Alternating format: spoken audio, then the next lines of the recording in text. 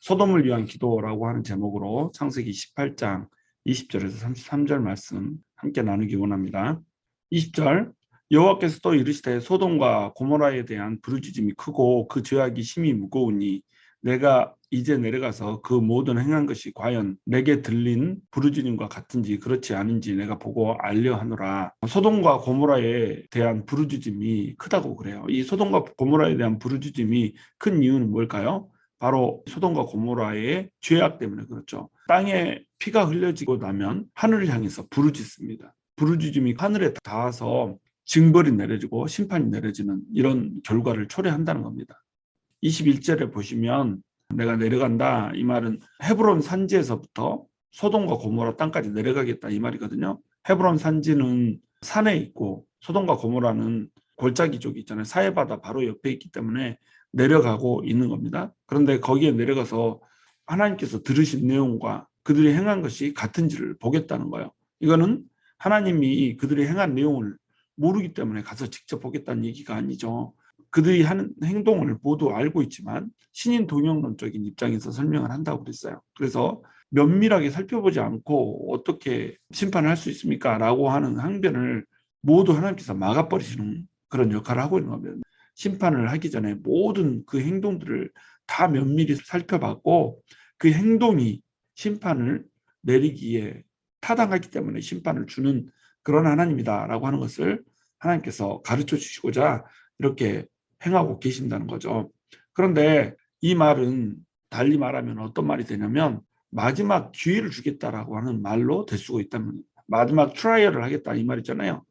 내가 지금까지 들은 것 이것은 심판을 주게 마땅한 것이고 그래서 나는 심판을 주로 소돔과 고모라를 향해서 내려가지만 혹 회개를 하고 돌이키는 사람들이 있다라고 한다면 하나님께서는 기꺼이 그들을 용서하시고 그 노를 누구로 들이실 거라고 하는 거죠. 22절 그 사람들이 거기서 떠나 소돔으로 향하여 가고 아브라함은 여호와 앞에 그들을 섰더니 아브라함이 가까이 나아가 이르되 주께서 의인을 악인과 함께 멸하라 하시나이까 그 성 중에 의인 50명이 있을지라도 주께서 그곳을 멸하시고 그 50의인을 위하여 용서하지 아니하시리까. 예, 아브라함이 이제 중보를 하고 있죠. 이 천사들은 소돔으로 향하고 아브라함과 여호와만 나란히 대면하고 서서 대화를 하고 있는 겁니다. 두 천사는 심판을 향해서 내려가는데 여호와는 머물러 있죠. 여호와가 머물러 있는 이유는 뭘까요? 아브라함이 그 다음 취할 행동을 기대하고 있는 겁니다. 아브라함이 취할 행동은 뭘까요? 바로 소돔을 향해서 중보하는 거라는 겁니다. 이 중보를 통하여서 하나님께서는 왜 심판이 임하고 있는가라고 하는 것을 아브라함에게 정확히 설명을 해주는 거예요. 소돔과 고모라 땅이 심판을 받는 이유는 의인이 단 10명도 없어서 그 심판이 타당하다라고 하는 것을 설명을 해주는 겁니다. 그러면 아브라함은 세상이 모두 죄로 가득 차 있기 때문에 이 세상은 멸망하는구나라고 하는 것을 배울 수가 있단 말이죠. 그리고 아브라함의 자녀들 역시 이 소돔과 고모라 성의 심판을 통하여서 하나님은 의인 10명이 돌이키고 회개하는 거 여기까지 참으시는 분이시고 이마저 되지 않으면 반드시 심판한다라고 하는 것을 보여주는 겁니다. 그래서 아브라함의 자손을 주겠다. 그리고 그 민족을 이루겠다. 그들을 통해서 하나님의 나라를 세우겠다라고 하는 그 말씀과 소돔과 고모라 성이 함께 나와 있는 이유, 그 이유는 뭐냐면 하나님의 도대로, 하나님의 공의대로 하나님의 백성들이 행하는 것, 이것을 하나님께서 원하고 계신다라고 하는 것을 아브라함에게 가르쳐 주시고 또 아브라함의 자손들에게도 가르쳐 준다는 거예요. 아브라함은 어떤 역할을 하는 거죠? 중보자의 역할을 하는 겁니다. 선지자의 역할을 하고 있는 것이죠. 미리 소돔과 고모라의 폐망을 아는 자로서의 역할을 하고 있는 겁니다. 그럼 선지자는 소돔과 고모라의 폐망을 아는 자이기 때문에 그들이 폐망하지 않기 위해서 하나님께 중보를 해야 된다는 거죠. 이스라엘이 세워진 후에도 똑같은 이런 역할을 하는 자들이 이제 나타나게 될 거예요. 이스라엘의 죄악이 가득하고 이 죄악으로 말미암아서 이스라엘이 패망하는 그 위기가 오면 이스라엘을 위해서 중보하고 또 기도하는 그러한 파수꾼들, 선지자들이 반드시 있어야 될 거라고 하는 겁니다. 25절 주께서 이같이 하사 의인을 악인과 함께 죽이시면 부당하오며 의인과 악인을 같이 하심도 부당하니이다. 세상을 심판하시는 이가 정의를 행하실 것이 아니니까 아브라함이 하나님 앞에서 의인에 대해서 얘기를 하고 있어요. 과연 이 세상에 의인이 존재할 수 있을까요? 의로운 자라고 하는 것은 죄가 없는 자를 얘기하는 거거든요. 하나님 앞에 인간이 죄가 없는 자가 있을 수가 있을까요? 없죠. 아브라함이 감히 의인에 대해서 얘기할 수 있는 입장이 아니라는 겁니다. 아브라함 자신만 해도 자기 아내 사라를 팔아먹었던 사람이잖아요. 살기 위해서 자기 아내를 아내라 하지 않고 누이라 하는 이런 죄를 지은 이런 사람이란 말이죠. 그런데 의인에 대해서 지금 얘기를 하고 있는 거예요. 그러니까 여기서 아브라함이 얘기하는 의인이라고 하는 개념은 하나님이 갖고 있는 의인이라고 하는 개념과 달라요. 아브라함이 얘기하는 의인은 사람들 사이에서 상대평가된 의인이라고 하는 겁니다. 하나님 보시기에는 얼마나 우습겠어요. 사람이 의인에 대해서 얘기를 하고 있으니까 웃기는 겁니다. 아브라함 자신도 하나님께서 말씀하신 그 말씀을 믿음으로 의인이라 여겨진 이런 사람이잖아요. 그런데 의인은 살아남아야 된다라고 하는 것에 대해서 하나님과 논쟁을 벌이고 있는 이런 상태라는 거죠. 소돔과 고모라를 심판하면은 당신은 정의를 행하시는 분이 아닙니다. 얼마나 이게 좀 당돌하고 어떻게 보면 괘씸한 표현입니까? 심판하시는 하나님 앞에 정의에 대해서 얘기하고 이렇게 한단 말이죠. 이런 이야기들을 이 세상에 살아가는 사람들도 자주 하죠. 하나님이 어떻게 착한 사람과 악한 사람을 구별하지 않고 심판하세요? 착한 사람이 천국 가야 되는 거 아니에요? 착한 사람을 어떻게 지옥에 보내십니까? 이때 착하다는 것, 이것은 누구의 판단 기준이라는 거예요? 사람의 판단 기준이라는 겁니다. 웃겨진다는 거죠. 근데 하나님께서는 아브라함의 상대적인 의인의 말씀을 받아들여줘요. 의인 50명이 있으면 멸하지 않겠다라고 하는 반응을 하신단 말이에요. 26절 보시면 여호와께서 이르시되 내가 만일 소돔 성읍 가운데서 의인 50명을 찾으면 그들을 위하여 온 지역을 용서하리라 이렇게 얘기하고 있죠. 소돔성에 살고 있는 사람들이 얼마나 되는지는 모르지만 이 소돔성 중에서 50명이라고 하는 숫자는 지극히 적은 숫자였을 거라는 겁니다.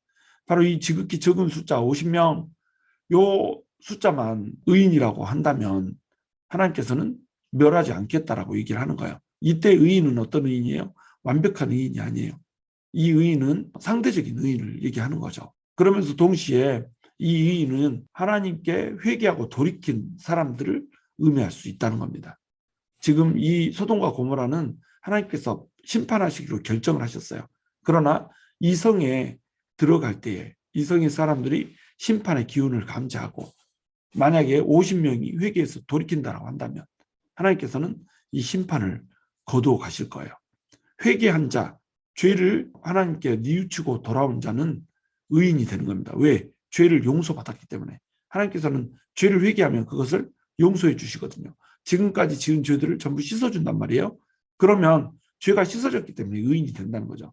그러니까 엄밀히 따지면 용서받은 죄인이 되는 거죠. 용서받은 죄인은 하나님께서 의인으로 여겨주신다는 겁니다. 27절 아브라함이 대답하여 이르되 나는 티끌이나 재와 같사오나 감히 주께 아뢰나이다. 지금 아브라함이 딜을 하고 싶어요. 50명으로 부족하다면 숫자를 낮춰야 될 거 아니에요. 하나님께서는 50명이 없다는 거예요. 그러니까 자기 자신을 티끌이나 재와 같다라고 얘기를 합니다. 이 말은 정답이죠. 아브라함은 하나님 앞에 티끌이나 재와 같은 존재예요. 그러나 하나님 앞에 감히 아뢰나이다 이렇게 얘기하고 있죠. 하나님께서는 이 기도를 너무너무 좋아하세요.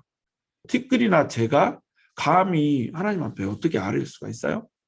티끌이나 재라고 자기 자신을 표현하면서도 하나님한테 아뢰고 있잖아요. 너무 뻔뻔하죠.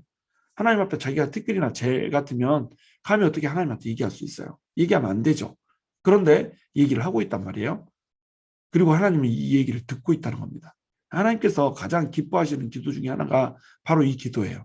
나는 티끌이나 재와 같습니다. 나는 주님 앞에 아무것도 아닙니다. 그러나 감히 주님 앞에 아뢰입니다. 하나님은 우리가 티끌이나 재와 같은 존재라고 하는 거 아시죠? 그러나 이 티끌이나 재가 사람이 된 이유, 이건 뭐죠? 하나님께서 하나님의 영을 불어넣으셨기 때문에 티끌이나 재 같은 이 존재가 생명이 된 거잖아요. 하나님의 형상을 갖춘 귀한 피조물이 된 거잖아요. 그러니까 티끌이나 재와 같은 이 존재가 하나님 앞에 나와서 하나님께 기도하고 하나님과 교제하고 하나님의 뜻을 헤아리려 하고 하나님께 또 중보를 하고 이런 모습들을 보이는 이 기도를 하나님께서는 그 어떠한 기도보다도 기뻐하신다는 겁니다. 자기를 높이는 기도, 자기가 하나님 앞에 정의롭다라고 하는 그 기도보다 이 기도, 나는 티끌이나 죄와 같습니다. 하나님 앞에 감히 얼굴조차 들 수 없는 존재입니다. 라고 하는 기도를 하고 나서는 이 기도를 하나님께서는 기뻐하신다는 거죠. 이 8절 55인 중에 5명이 부족하면 5명을 감했어요. 그러면은 이 성을 멸하시겠습니까? 그러니까 하나님께서 뭐라고 대답하세요? 45명을 찾으면 멸하지 아니하리다. 50명에서 45명으로 내려갔는데 45명도 채우지 못하는 소돔성을 볼 수가 있습니다. 아브라함이 또 아뢰어 이르되 거기서 40명을 찾으시면 어찌하려 하시나이까? 이르시되 40명으로 말미암아 멸하지 아니하리라.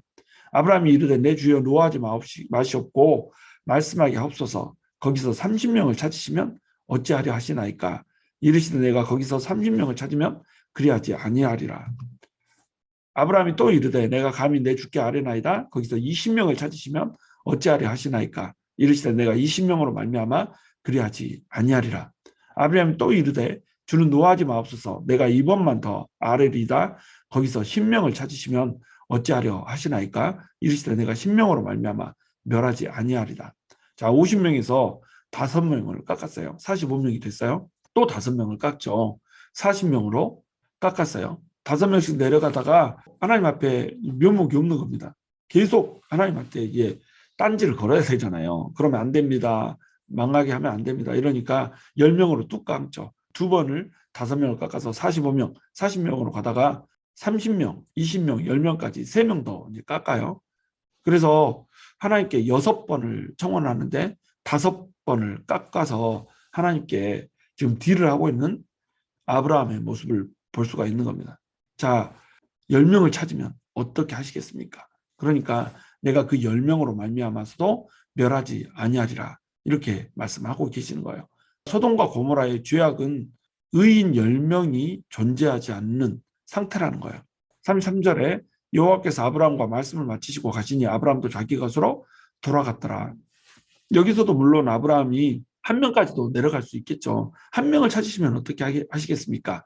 이렇게 질문을 할 수도 있죠. 아브라함은 더 이상 하나님께 여쭤보는 것이 의미가 없다라고 하는 것을 알고 있는 거예요.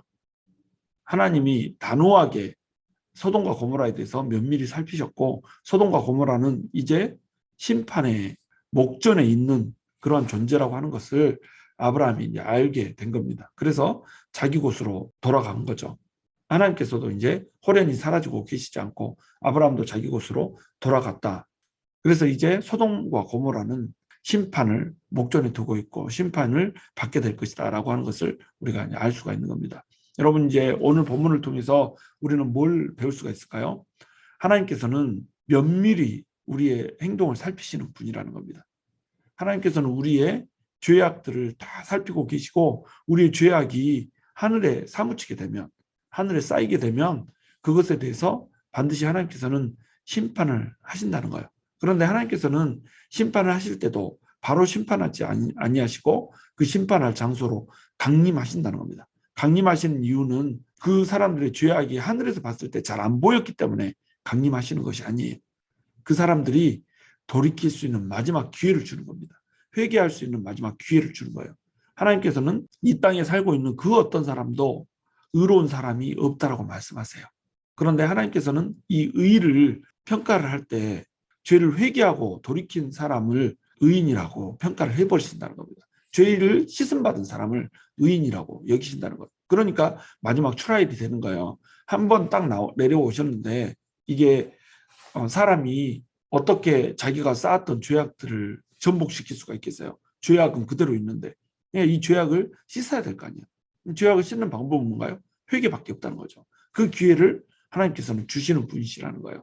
그리고 이것을 위해서 하나님께서는 믿는 자들에게 중보를 요구하고 계신다는 겁니다. 소돔과 고모라 땅을 향해서 아브라함이 기도하듯이 우리도 소돔성을 향해서 현대의 소돔성을 향해서 기도하고 중보하는 자리에 나아가야 된다라고 하는 거예요. 하나님께서는 이 소돔성의 멸망을 통해서 모든 사람들이 살고 있는 세상이 결국에는 멸망할 세상이라고 하는 그림을 보여주고 계세요. 이 멸망해 가는 세상 앞에서 우리는 어떻게 해야 될까요? 첫 번째는 회개하고 나서야 되는 겁니다. 우리 스스로 회개하고 돌이켜야 되는 거예요. 겸비하여서 하나님께로 돌이키면 하나님께서는 우리의 죄악을 사하시고 우리를 멸하지 않으신다는 겁니다. 우리를 구원하신다는 거예요. 그리고 죄악 가운데서 세상이 멸망하지 않도록, 세상의 사람들이 구원 얻을 수 있도록 우리는 세상을 위해서, 소돔성을 위해서 기도하는 자리에 서야 된다는 거예요. 그것을 위해서 하나님께서는 우리를 부르셨고 또 우리를 세우셨다는 겁니다. 그러므로 소돔성을 위하여서 기도하는 선지자적 역할, 그 파수꾼의 역할을 우리가 하고 나서야 된다는 거예요. 마지막으로 하나님께서는 우리와 소통하기를 원하세요. 우리가 먼지와 티끌 같다라고 할지라도 하나님께서는 우리가 지속적으로 하나님께 얘기하기를 원하세요. 하나님께서는 우리를 티끌로 만드셨지만 먼지와 티끌로 여기지 않으시고 하나님의 형상을 가진 존귀한 자로 여겨주세요. 그러니까 말도 안 되는 소리를 해도 이걸 들어주잖아요. 아브라함이 공의에 대해서 얘기를 하는데 이 공의에 대해서 들어주잖아요. 공의에 대해서 아브라함은 상대적으로 얘기하는데 하나님께서는 하나님의 기준인 절대적인 기준으로 듣지 않으시고 아브라함의 입장에서 들으시잖아요. 의인 50명, 의인 45명, 의인 40명, 30명, 20명, 10명. 이 개념이 하나님의 개념이 아니에요. 아브라함의 관점에서 의인, 상대적인 의인을 얘기하고 있는 겁니다. 근데 그것만 있어도 내가 네 말 들어줄게 이러고 있는 거죠. 그럼 하나님께서는 우리의 기도를 들으시는 분이십니다. 티끌과 재 같은 자가 감히 어떻게 나한테 얘기해 저리 가 이렇게 하는 분이 아니라는 거죠. 하나님께서는 티끌과 재 같은 우리의 실존에도 불구하고 우리의 기도를 들으시고 우리를 존귀한 자로 여기시며 언제나 친구처럼 대면하여서 대화하기를 원하시는 분, 그분이 바로 우리 하나님이시라는 거예요. 그리고 하나님께서는 우리가 티끌과 재와 같이 낮아져서 하는 그 기도를 들으시고 우리 기도에 응답하시는 분이시고 우리 기도가 잘못된 기도라고 한다면 우리 기도가 하나님께 합하지 않은 기도라고 한다면 이 기도도 수정해 주시고 이 기도 안에서 하나님의 뜻을 행하시고 우리를 변화시켜 주시기도 하시면서 우리의 필요도 채워주시는 분, 이런 분이 바로 하나님이라는 겁니다. 그러므로 우리는 하나님 앞에 오늘도 나아가는 거예요. 티끌과 재와 같은 그 사실을 고백하면서 하나님 앞에 나아가는 겁니다. 그러면 하나님께서는 우리의 기도를 들으시고 우리의 모든 문제들을 해결해 주시고 또 우리의 삶 가운데 삶의 중심에 내려와 주셔서 우리와 함께 동행하시며 우리의 신음에 귀 기울여 주시는 그런 하나님, 우리 아버지의 하나님으로 우리에게 찾아와 주신다는 겁니다. 우리 오늘 하나님한테 기도할 때 그 기도를 할 수 있었으면 좋겠어요. 티끌과 재와 같은 기도, 그러나 하나님 앞에 존귀하게 여김받는 자의 기도, 반드시 들려지는 기도, 그 기도를 하면서 나아갈 수 있도록 하겠습니다. 저와 여러분이 아브라함처럼 늘 하나님 앞에 기도하며 나아가며 하나님과 친구처럼 대면하여 알며 또 이 세상을 향해서 중보하는 자로 설 수 있게 되기를 주님의 이름으로 축원합니다.